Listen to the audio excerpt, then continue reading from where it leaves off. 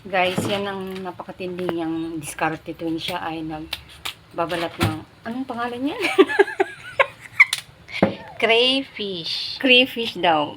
Mahirap kasi sa bunganga ako magsasalita ng crayfish. Arte. Ganyan siya matindi siya guys na mag-slice niyan. Ako guys, sa buong buhay ko guys, sa totoo lang guys, hindi po talaga ako nakapaglinis ng, ano yan gabi? Crayfish. Crayfish. Totoo yan guys. Sinasabi ko ang totoo, hindi po ako naglilinis ng ganyan. First time ko palang nakikita kayo ngayon, i-appreciate ko yung paglilinis niya ng crayfish kasi sa buong buhay ko, kasi ako hindi ko talaga na-try yan na ganyan pala siya, napakalaki.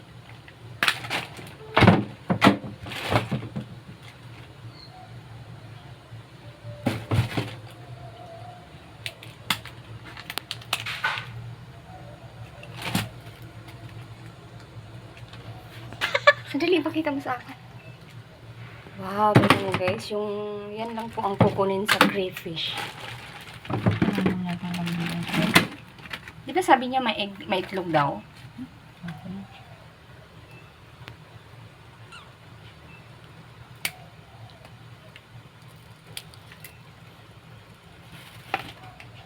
Masakit kasi. Masakit din ha? May mga ano siya. Malusok? Kala nyo lang madali.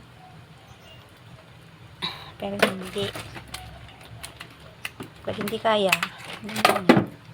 di ba? Pag kaya naman.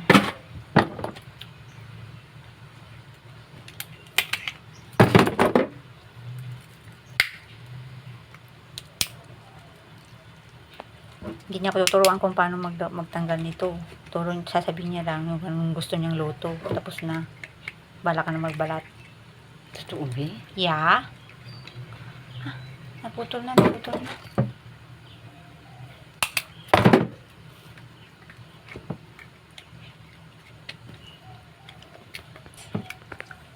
Ano ba yan? Masakit kasi. Yung ibang ginagawa, binabalot ng cloth. Tsaka ginaganon. Binibreak. Sayang kasi. Pag hindi nakuha lahat.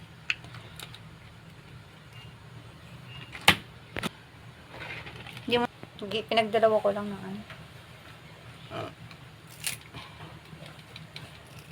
Grabe talaga siya malaki yung shells niya, pero yung laman pala ang liit-liit, di ba? Ang shell lang niya ang napakalaki. Ganun pala yung crayfish, guys. May sugat ka, Bi. Wala. Sa ano yan? Yung duga niya.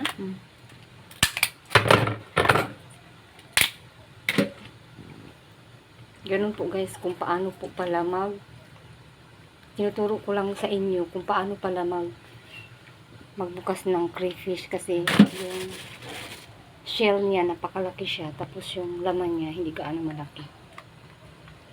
Mahal na mahal dito yan sa Singapore, guys.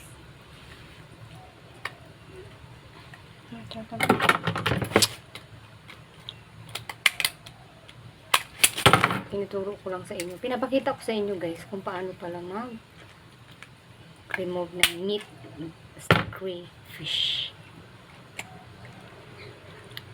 Ako siguro guys, nahirapan ako magtanggal niya.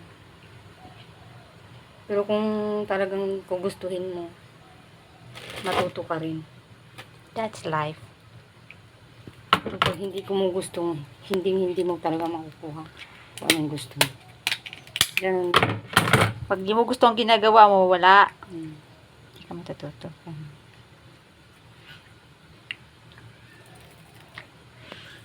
Grabe naman. Kung ano pa yung maliit, siya bang pinakamahirap? Kaya nga maliit siya, pero mahirap siya tanggalin guys. Kasi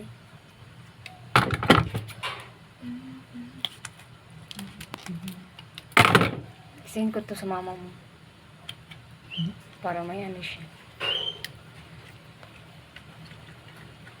Sa Facebook naman siya, ako sa YouTube naman. Kakaiba naman kami. Kami magkapariha.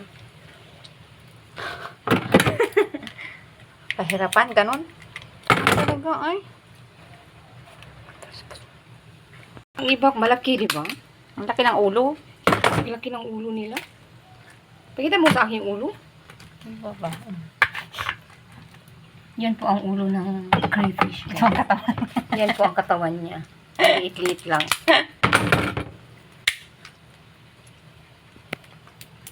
Yung crab usumi, ano ka, di ba? Tapos na tayo noon eh. Tapos ko na yun. Pero ang liit ng laman, ang laman niya, Bino. Tapos yung katawan niya ba?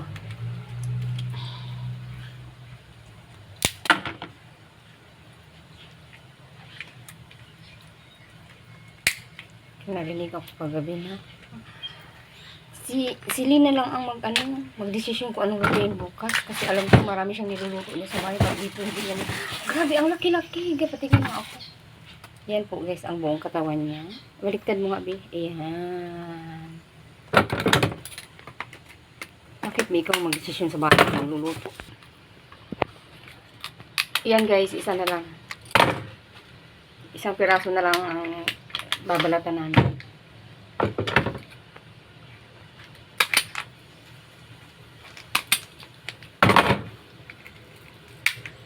Thank you guys for watching, and hindi mo pa ako na-subscribe, don't forget to subscribe and click the notification bell para updated ka for my next video. Ayan po ang shells niya. Napakalaki talaga.